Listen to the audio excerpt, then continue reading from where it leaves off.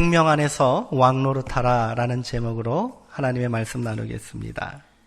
바울은 믿음이란 성화를 칭의를 넘어 성화의 단계로 반드시 나아가야 한다 이렇게 말했습니다.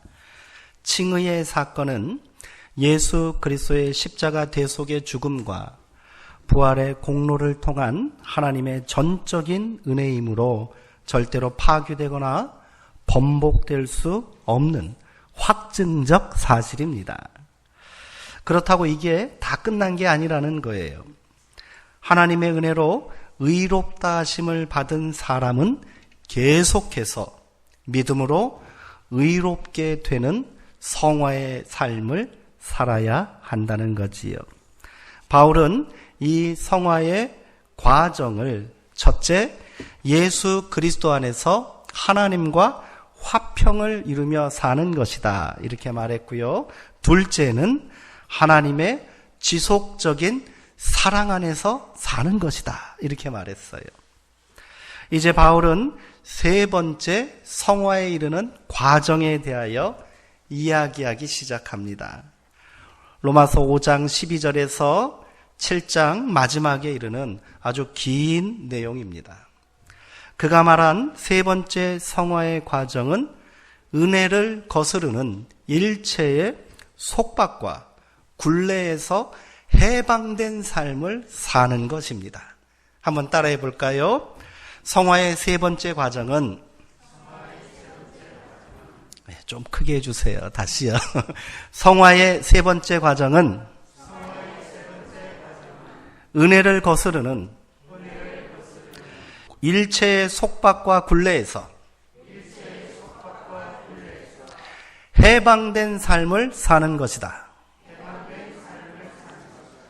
믿으십니까? 아멘. 네. 이를 구체적으로 말하면 인간을 구속하는 죽음, 죄, 율법으로부터의 자유입니다. 예수 그리스도의 십자가와 부활의 권능으로 이미 종말을 고한 것들에 붙들려 살지 말라는 말이에요. 바울은 이를 주인과 종의 관계로 설명합니다. 이전에 우리를 구속하고 주인 행세하던 것들의 권세가 이미 다 깨어지고 소멸되었다는 거예요. 그런데 무슨 미련이 남아있어 죽은 권세에 복종하면서 다시 종처럼 살려고 하느냐 막 안타까워하고 있는 거예요. 이 말씀을 준비하면서 여기에 딱 맞는 예가 하나 있다 싶어 말씀드리려고 합니다. 미국의 대선이 끝났지요? 확실히 바이든의 승리로 끝난 것 같아요. 이제 트럼프의 시대는 끝이 났고 새로운 대통령이 탄생했습니다. 그런데 무슨 일이 벌어지고 있습니까? 트럼프가 자신의 패배를 인정하지 않고요. 선거 결과에 불복하고 있습니다. 트럼프가 워낙 예측 불가한 그런 인물인지라 어떤 음모를 꾸미고 있는지 걱정입니다. 이 때문에 미국 사회가 어떻게 돼요? 지금 혼란 가운데 있고요. 워싱턴 DC에서 100만 명의 트럼프 지지자들이 모여 시위를 하겠다. 거의 폭동 수준이 될 거예요. 미국의 시위는 막 폭동이잖아요. 두려운 상황입니다. 긴장하고 있어요. 사태가 이 지경에 이른 데에는 물론 트럼프의 책임이 크지요. 미국의 오랜 민주주의 전통에 따라서 선거 결과가 나오면 대의원들 투표하기 이전에 벌써 자신의 패배를 인정하고 승리자에게 축하 전회를 함으로써 딱 끝을 맺는데 신사적으로 끝내야 되는데 이 사람은 그러지 않고 있어요. 거기다가 여전히 트럼프를 지지하는 자들이 많다는 데 있잖아요. 선거 결과가 조작됐다고 말하고 여전히 트럼프를 열광하는 사람들이 있기 때문에 사태가 여기까지 이른 거예요. 패배했는데 선거 끝났는데 잘못됐다고 그러고 나 안 졌다고 그러니까 이게 문제가 아주 심각한 거 아닙니까? 미국만의 문제가 아니고 우리나라에도 또 많은 영향을 미칠 거고요. 전 세계에 큰 영향을 미치는 사태이기에 걱정스럽고 또 여러 가지 안타까운 마음이 들기도 합니다. 바울이 안타깝게 생각하는 이유도 마찬가지 아니겠습니까? 왜 이미 예수 그리스도에게 패배하여 그 세력을 잃어버린 것들을 붙들고 살려 하느냐, 이런 말입니다.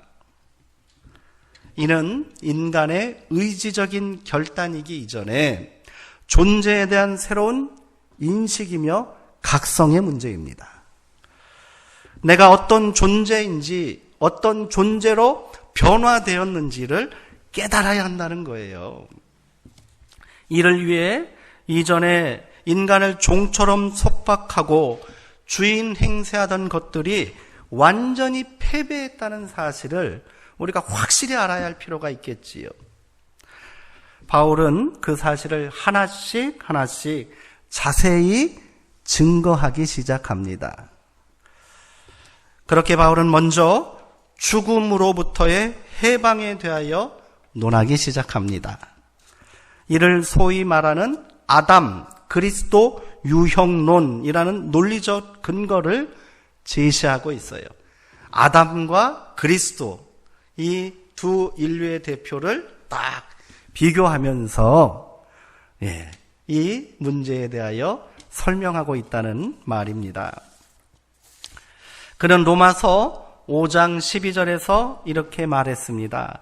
한 사람으로 말미암아 죄가 세상에 들어왔다. 그리고 그 죄 때문에 죽음이 들어오게 되었다. 그와 같이 모든 사람이 이 한 사람처럼 죄를 지었기에 죽음이 모든 사람에게 이르게 되었다. 이렇게 말하고 있어요. 여기서 바울은 죄의 결과인 죽음의 기원을 밝히고요. 그것이 어떻게 모든 인류에게 영향을 미치게 되었는지를 설명하고 있습니다. 바울이 말한 이 한 사람은 누구겠습니까? 최초의 인간인 아담을 말하는 겁니다. 인간이 없으면 죄도 없었을 거 아니에요. 근데 최초의 인간인 아담, 그의 범죄함으로 죄가 들어왔다, 이렇게 말하는 겁니다.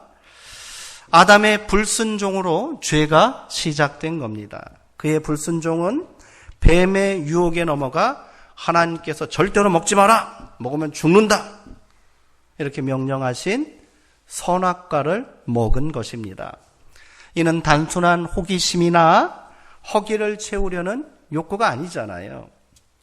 그 내면에는 뱀이 말한 것처럼 하나님처럼 되려는 욕망이 숨겨져 있는 거예요.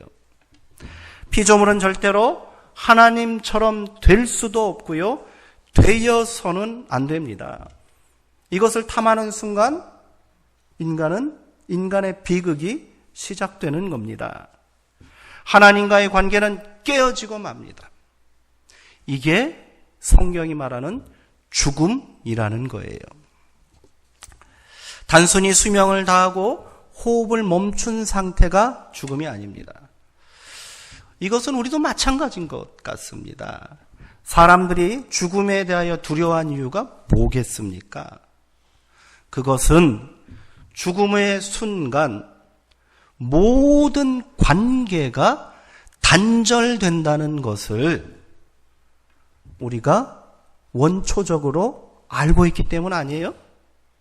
죽으면 다 끝난다고 말하잖아요. 그것이 생명의 근원 되시는 하나님과의 단절이라면 더 이상 인간에게는 아무런 소망이 없는 겁니다. 바울은 아담의 죄와 죽음이 오늘 우리에게도 영향을 미치고 있다라고 말하고 있는 겁니다. 오늘 나의 존재의 근원에는 뭐가 있는 거예요?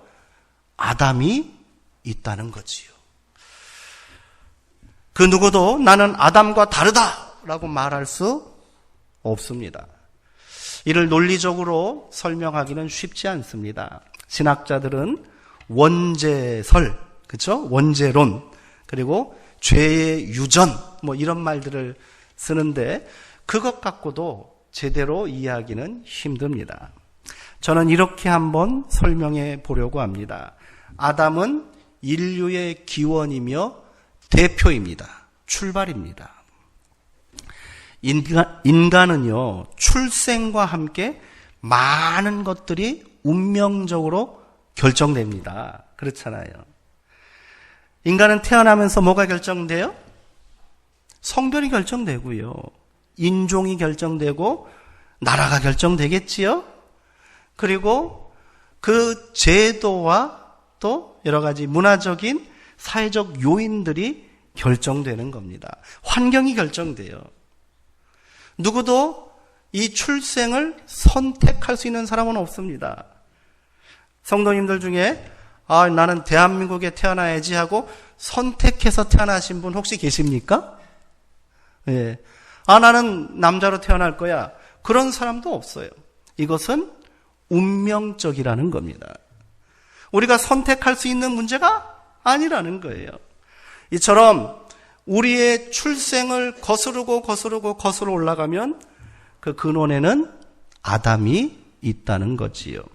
그렇게 아담의 죄는 오랜 세월 인간의 운명을 결정하였고요. 그렇게 죽음은 인간을 지배하고 있다. 바울은 이렇게 말하고 있는 겁니다. 인류의 역사를 냉철하게 되돌아보고요. 또 오늘 우리의 모습을 정직하게 바라본다면 아무도 이 사실을 부인할 수는 없을 것 같습니다. 죄는요, 발전합니다. 아담의 죄는 계속 발전하고 있어요. 그리고 그것이 우리 가운데 계속해서 이어지고 있다는 겁니다. 범죄한 아담은 어떻게 했습니까? 자신의 죄를 감추려고 했습니다. 숨기려고 했어요.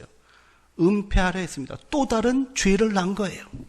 그것이 실패하자 어떻게 됐습니까? 자신의 죄를 남에게 전가시켰습니다. 하나님이 내게 주신 저 여자 때문에 내가 죄졌습니다. 이렇게 말했던 겁니다. 또 다른 죄가 생긴 거예요. 죄는 이렇게 발전합니다. 오늘 인류는 어떠합니까? 우리는 죄를 감추려고도 하지 않고 그렇게 뻔뻔스럽게 살고 있지 않나 하는 생각이 듭니다. 최소한의 죄책감마저 상실한 모습입니다. 어떤 사람은 이렇게 말할 수도 있습니다. 나는 하나님처럼 되려고 생각한 적이 한 번도 없어. 그럼 나는 죄가 없네? 이렇게 말할 수도 있지요. 그러나 하나님이 없다고 생각하거나 하나님은 존재하지 않는다 이렇게 생각하는 사람들이 많습니다. 그리고 하나님이 있어도 하나님은 이 땅에 안 계시잖아. 저 하늘 어딘가에 계시는 분 아니야? 이렇게 생각하며 사는 것, 그건 역시 아담의 범죄와 다르지 않다고 저는 생각합니다. 이렇게 하나님을 부정하고 유폐시킨 사람들은 스스로 하나님처럼 되어 욕망이 이끄는 대로 살고 있습니다. 오늘 우리의 모습도 다르지 않은 것 같아요. 그 결과 생명은 파괴되고요. 관계는 단절되고 있습니다. 피조 세계 전체가 신음하며 위기의 신호를 보내고 있는데 욕망의 수레를 멈추려 하지 않습니다. 최소한의 윤리적이고 도덕적인 장치도 제대로 작동하지 않는 것 같습니다. 요즘 크게 또 이슈화되고 있는 문제가 있지요. 산업재해가 계속 발생하면서 노동자들이 죽어갑니다. 국회에서 법안이 지금 논의 중입니다. 중대재해 기업 처벌 강화법이잖아요. 이윤보다, 기업의 이익보다 노동자 한 사람의 목숨이 더 중요하잖아요. 그게 더 가치가 있으니 안전을 관리하는 것에 소홀히 한 그런 기업들에게는 책임을 더 강하게 물겠다. 이런 법이에요. 당연히 있어야 되는 법 아니에요? 근데 이게 처리가 안 되고 안 만들어줘요. 이 논의가요, 20년 전부터 시작된 거예요. 20년 동안 못 만들어요. 기업의 이익보다 사람 목숨이 더 중요하잖아요. 이건 기본적인 가치지 않습니까? 그러나 우리가 또한 기대하고 있는 윤리, 제도, 정치, 그것으로는 아무것도 변화시키지 못하더라는 거예요. 국회의원들이 법안을 상정해야 되는데 기업가들, 돈 있는 사람들 눈치 보니까 이런 결과가 나오는 것 아니겠습니까? 이처럼 돈이 주인처럼 군림하는 세상 속에서 인간은 도구로 전락하고 있고요. 생태계는 심각하게 파괴되고 있습니다. 더 이상 무슨 변명을 할 수 있단 말입니까? 바울은 이 절망적인 현실 속에서 대안적 메시지를 선포하고 있습니다. 그것은 새로운 인류의 시작에 관한 것입니다. 로마서 5장 14절의 말씀을 우리 한번 찾아서 읽어볼까요?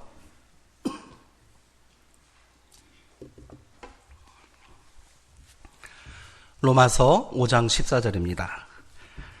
시작. 그러나 아담으로부터 모세까지 아담의 범죄와 같은 죄를 짓지 아니한 자들까지도 사망이 왕노릇하였나니 아담은 오실자의 모형이라. 아담이 뭐랍니까? 오실자의 모형이다. 이렇게 말해요. 모형이 뭐지요? 원형을 흉내내기 위한 트리 모형 아닙니까? 진짜가 아니에요. 가짜라는 겁니다. 아무리 정교하게 만들어온 모조품이라 할지라도 그게 진품이 될 수 있습니까? 없다는 거예요. 얼마 전 재미있는 뉴스를 들은 적이 있습니다. 어떤 젊은이들이 오토바이 헬멧 쓰고 영업이 끝난 금은방을 금은방에 들어갔다는 거 아니에요. 망치 하나 들고 와서 다 깨고 진열대를 다 깨고 거기 진열되어 있는 금붙이들을 모조리 쓸어 담고 도망가는데 5분도 안 걸렸다는 거 아닙니까? 그런데 그렇게 가져간 그 금붙이들이 다 뭐래요? 다 모조품이었다는 거예요. 진짜는 금고에다가 넣어놓고 모조품만 이렇게 펼쳐놓았는데 이놈들이 그게 진짜인 줄 알고 가져갔다는 거예요. 얼마나 웃긴 노릇입니까? 모조품은 절대로 진품이 될 수 없어요. 흉내는 낼 수 있지만 그렇게 할 수 없다는 거예요. 지금까지 인류의 기원이라고 우리가 생각했던 아담이 단지 모형에 불과하다는 겁니다.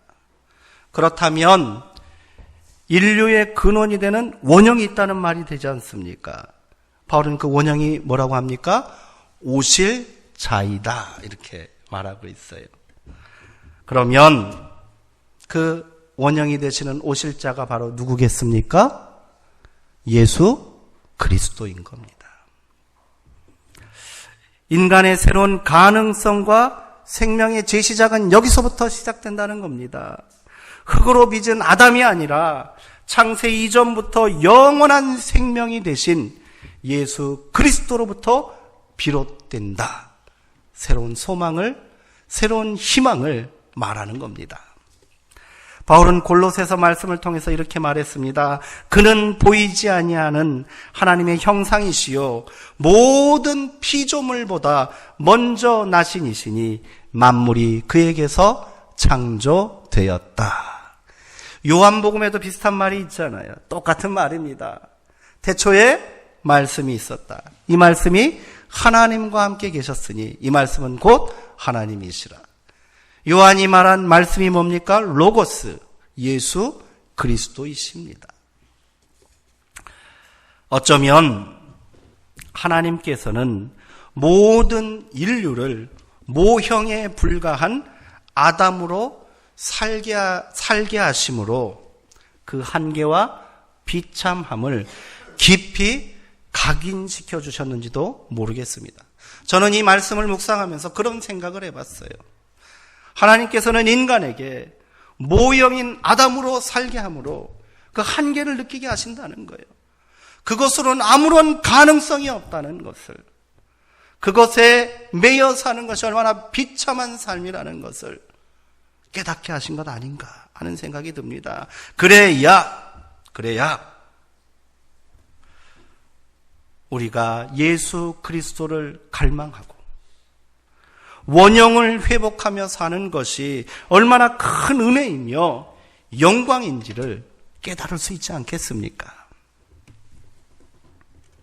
이를 위해 바울은 인식의 대전환과 각성을 촉구하고 있습니다. 그는 우리가 원형을 회복하게 된 것을 5장 15절에서 은사라고 말하고 있습니다. 우리는 이 예수 그리스도로 인하여 원형을 회복하게 되었다는 거예요. 이것이 은사라고 말합니다. 우리가 흔히 은사하면 떠오르는 것이 무엇이 있습니까? 성령님과 연결해서 은사를 이야기합니다. 그러니 은사하면 우리가 그냥 단순히 예언하고 방언하고 뭐 이런 거를 은사라고 생각하는데 그것이 다 은사가 아니라는 거예요. 바울은 은사를 이렇게 말하고 있습니다. 우리가 예수 그리스도를 믿는 믿음으로 모형을 벗고 원형을 되찾게 되었다. 이게 은사다라고 말합니다. 은사는 헬라어 카리스마를 번역한 겁니다. 그 뜻은 값없이 주시는 은혜로운 선물이라는 뜻이에요. 값없이 주시는 은혜로운 선물이라는 거예요. 이 카리스마라는 단어를 본격적으로 사용한 사람이 바로 바울이에요. 근데 이게 요즘에 와서는 그 뜻이 이상해졌어요. 눈에 힘만 딱 줘도 어머 저 오빠 카리스마 있어 그러고 있더라고요. 뭔 뜻인지도 모르고 사용하고 있는 거예요. 카리스마가 뭐라고요? 값없이 주시는 은혜로운 선물이에요. 하나님께서 주셨다는 거예요. 그러니 우리가 모형을 버리고 원형을 되찾는데 값을 지불할 필요가 있어요, 없어요? 선물인데 무슨 값을 줘요? 그냥 받으면 되는 거잖아요. 바울은 지금 그것을 강조하고 있습니다. 값을 지불할 필요가 없다. 너희들이 애써 그것을 찾으려 하지 말아라. 단지 예수 그리스도를 통하여 나는 원형으로 회복되었음을 온전히 깨닫고 믿으며 고백하는 그러한 삶이면 충분하다. 이 말 아니겠습니까? 선물로 받았으니 누리며 살라는 거예요. 왜 자꾸 가짜 붙들고 살고 가짜 인생을 살고 있느냐는 거예요. 진품을 줬는데, 명품을 줬는데 왜 짝퉁 들고 다니냐고 말하는 것 아니겠습니까? 모형으로 사는 것은 죄와 더불어 사는 것입니다. 반면에 원형으로 사는 것은 하나님과 예수 그리스도의 은혜 가운데 사는 겁니다. 무엇을 선택하시겠습니까? 우리는 이미 모형이 아닌 원형으로 회복된 존재라는 사실을 깨달으시기 바랍니다. 바울은 이 놀라운 사실을 이렇게 고백하고 있습니다. 5장 17절의 말씀. 우리 다시 한번 읽어볼까요? 5장 17절입니다. 한 사람의 범죄로 말미암아 사망이 그 한 사람을 통하여 왕노릇하였은즉 더욱 은혜와 의의 선물을 넘치게 받는 자들은 한 분 예수 그리스도를 통하여 생명 안에서 왕노릇하리로다. 아멘. 생명 안에서 왕노릇하는 것, 그것이 인간이 돌아가야 할 원형입니다. 왕노릇한다는 것은 왕인 척 한다는 말이 아니라 왕으로 산다는 것입니다. 단순히 흉내내는 것이 아니라 존재의 완전한 변화를 말하는 것입니다. 여전히 모형에 불과한 아담으로 사는 자들은 사망이 왕노릇하도록 방치하는 어리석고 안타까운 인생들입니다. 이는 결국 죄와 사망의 종으로 사는 비참한 인생일 뿐이라는 거지요. 이처럼 우리가 원형으로 다시 태어난 것이 가능하게 된 것은 바울은 5장 18절에서 한 사람 예수 그리스도의 의로운 행위 때문이다 고백하고 있습니다. 그 의로운 행위는 순종입니다. 5장 19절의 말씀도 우리 다시 한번 읽어볼까요? 5장 19절입니다. 한 사람이 순종하지 아니하므로 많은 사람이 죄인 된 것 같이 한 사람이 순종하심으로 많은 사람이 의인이 되리라. 아멘. 모형인 아담의 존재 방식은 순종하지 아니함, 불순종이었다는 겁니다. 반면에 원형인 예수님의 존재 방식은요, 순종이라는 거지요. 아담의 불순종은 하나님처럼 되려는 것이었다면 예수님의 순종은 십자가의 죽음이었습니다. 바울은 아담이 불순종으로 많은 사람이 죄인 되었다라고 선언합니다. 이 문장에서 동사는 과거 수동태로 되어 있습니다. 이 말이 뭐겠습니까? 아담에게 속한 모든 사람은 그 죄인됨을 거부할 수 없다라는 겁니다. 그것은 운명이고요. 결코 번복될 수 없다는 거예요. 아무리 발버둥 쳐고 아무리 노력해도 죄인됨을 벗어날 길이 없다라는 거예요. 아담에 속해 있으며. 반면에 예수 그리스도의 순종으로 많은 사람이 의인이 되리라 라고 선언하고 있습니다. 이것은 좀 다르지요? 예, 죄인이 되었다 이렇게 말한 것과 달리 의인이 되리라. 우리말에서는 이 시제가 잘 구분이 안 되지만 헬라어에서는 분명합니다. 앞에 것은 과거 수동태라고 그랬어요. 이것은 뭐겠습니까? 미래 수동태입니다. 이 말이 뭡니까? 완성된 게 아니라는 거예요. 시작이요, 가능성이라는 거예요. 우리의 의인됨은. 여기서 다시 한번 성화의 성격이 분명하게 드러나는 겁니다. 예수 그리스도를 통한 의인됨은 완성이 아니라 시작입니다. 그것은 가능성이기에 변화와 성숙의 과정인 성화를 통해 완성되어야 한다는 말입니다. 여기서 우리는 세 번째 성화의 과정, 은혜를 거스르는 일체의 속박과 굴레에서 해방된 삶을 실천하기 위한 제1과제를 정의할 수 있습니다. 그것은 인간의 원형인 예수 그리스도 안에서 새로운 존재로 변화되어 생명의 삶을 사는 것이라 하겠습니다. 한번 따라해 보겠습니다. 인간의 원형인 예수 그리스도 안에서 새로운 존재로 변화되어 생명의 삶을 사는 것. 이것이 우리가 노력해야 할 성화의 과제라는 겁니다. 모형이었던 존재의 불완전함을 벗어던지고 새로운 존재의 원형으로 다시 태어나야 하겠습니다. 이 은혜로운 하나님의 선물은 순종을 통해 온전해질 수 있습니다.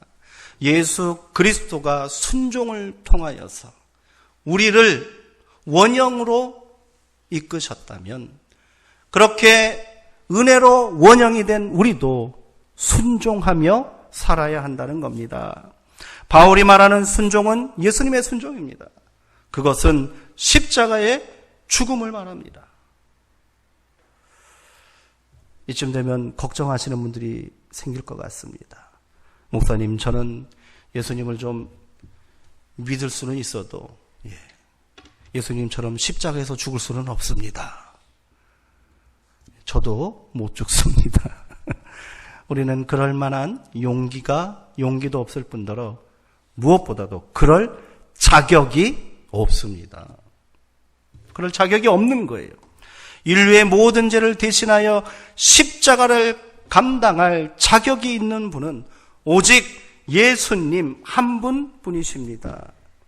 모든 인류의 죄를 대신하여 죽어야 할 사람이라면 죄가 있어야 됩니까? 없어야 됩니까? 죄가 1도 있으면 안 됩니다.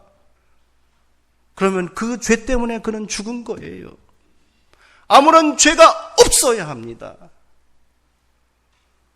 그러니 우리 가운데는 그럴 자격 있는 사람이 없습니다. 더군다나 그 죽음이 하나님의 사랑과 화해의 역사를 이루는 그만한 가치가 있어야 됩니다. 그러려면 모형이 아무리 죽어도 의미가 없다는 거예요. 가짜가 십자가에 아무리 매달린다 해도 감동이 없다는 겁니다. 진짜가 매달려야 한다는 거예요. 원형으로 이 땅에 오신 예수 그리스도만이 그것을 감당하실 수 있고요. 그 권세로 사망을 깨트리고 우리 가운데 해방의 역사를, 생명의 역사를 이루신 줄 믿습니다. 그러면 우리는 어떻게 해야겠습니까? 예수님은 우리에게 말씀하셨어요. 내 십자가는 내가 지고 갈게. 너네 걱정하지 마. 예수님, 제가 죽음에까지라도 예수님을 따라가겠습니다. 이놈아, 네가 닭이 3번 울기 전 나를 모른다고 부인할 것이다. 내가 너의 믿음 떨어지지 않게 기도하마. 우리가 장담한다고 되는 일이 아닙니다. 그것은 예수님이 감당하는 거예요. 내 십자가는 내가 질 테니, 예수님은 우리에게 뭐라고 말씀하셨습니까? 너희는 너희의 십자가, 자기 십자가를 지고 나를 따라라. 이게 우리가 감당할 수 있는 순종의 모습인 줄 믿습니다. 예수님의 십자가 순종이 생명을 구원하고 살리는 역사로 나타나지 않았습니까? 마찬가지로 우리가 감당해야 할 자기 십자가의 순종을 통해서도 동일한 역사가 나타날 줄 믿습니다. 그렇게 가정이 살아나고요, 교회가 살아나고요, 세상이 살아나게 될 줄 믿으시기 바랍니다. 죽음의 권세에 매여 죄의 종노릇하며 사는 인생들에게 이제 우리는 생명 안에서 왕노릇 해야만 합니다. 어떻게 왕노릇 하겠습니까? 생명 안에서 왕노릇 하는 거예요. 사망 안에서 왕노릇 하는 게 아니라, 정복하고 파괴하고 굴복시키는 것이 아니라 생명으로 왕노릇 하는 것, 그것은 십자가의 순종을 통해서 이루는 거예요. 사랑하고 돌보고 희생하고 섬기고 낮아지고 양보하고, 이러한 삶을 통해 참 인간됨의 원형을 세상 가운데 증거해야 될 줄 믿습니다. 지금까지 자신의 모습이 원형이라고 믿고 살았던 사람들에게 그것은 진짜가 아닌 가짜입니다. 이 사실을 알게 해야 하지 않겠습니까? 우리가 받은 은사는 이를 감당하라고 허락하신 하나님의 선물이기에 그것을 능히 감당할 수 있는 줄 믿습니다. 바울은 이 감격적인 사실을 우리에게 분명하게 증언하고 있습니다. 5장 21절의 말씀 다시 한번 읽어보겠습니다. 이는 죄가 사망 안에서 왕노릇한 것 같이 은혜도 또한 의로 말미암아 왕노릇하여 우리 주 예수 그리스도로 말미암아 영생에 이르게 하려 함이라. 바울은 은혜를 강조하고 있습니다. 은혜 안에 살아야 합니다. 그래야 의로 말미암아 생명 안에서 왕노릇할 수 있고요. 이것이 우리를 영생으로 이끄는 능력이 됩니다. 은혜 안에 산다는 것은 결국 순종하며 살라는 말입니다. 순종을 너무 어렵게 생각하지 마시기 바랍니다. 그것을 지나치게 규범적으로 생각하거나 부담스럽게 여기지 마시기 바랍니다. 김병철 목사에게 순종하지 마시기 바랍니다. 권위에 순종하지 마시고요. 사람에게 순종하지 마시고 오직 순종은 예수 그리스도처럼 자기 십자가를 지는 그 순종이면 족한 줄 믿습니다. 하나만 기억하십시오.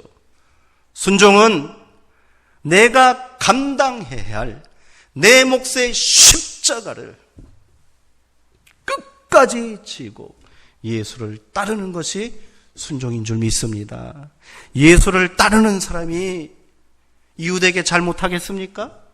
자기 십자가를 지고 견디고 인내하고 섬기는 사람이 가정에서 망나니처럼 살겠습니까? 다 해결되는 거예요. 하나만 기억하십시오. 그것만 붙들고 사시고 그거 하나 붙들고 기도하셔야 합니다. 내가 그렇게 살도록 성령님 나를 도우시고 나를 인도하소서.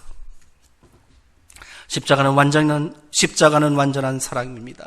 희생입니다. 섬김입니다. 낮아짐입니다. 이를 통해 우리는 비천한 종의 모습을 벗어번지고 존귀한 왕의 모습으로 세상을 살 수 있습니다.